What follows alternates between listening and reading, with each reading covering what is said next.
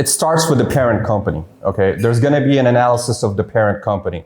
The parent company needs to be in operation for at least 3 years. And then the resource that is being sponsored, whether it's the CEO, whether it's senior management, whether it's somebody with specialized knowledge, needs to be in that position at the parent company, employed, full-time, salaried, for at least 12 months.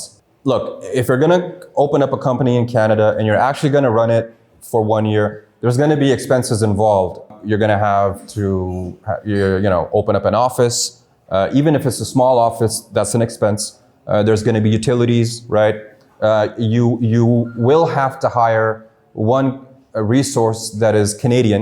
So in our experience, what we see is that a company should be generating $150 to $300,000 Canadian per year in order for the IRCC to be satisfied that you can maintain the expansion of your business in Canada. Now, these are in terms of revenues. $100,000 in revenue per year, you can feel confident that you're in good shape, right? Because they want to see if the parent company can sustain operations in Canada.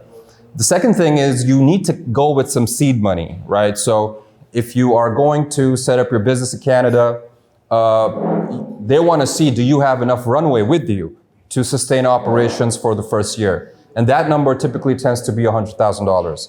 So you will have to transfer at least that amount for the IRCC to say, okay, even if they're not generating revenues in the first year, they have enough money to sustain operations, to pay their bills, to pay their salaries. And then hopefully by the end of the first year, if you reach self-sufficiency, meaning you're generating enough money in Canada and your revenues, Canadian revenues are now sustaining the Canadian operation, then whatever happens to the parent company becomes less relevant. Now if you go for your visa renewal, they're not really looking at the parent company's, the strength of the parent company now, because now you're saying my Canadian operations are self-sufficient. So that's kind of what we're looking at when it comes to financial strength of the company.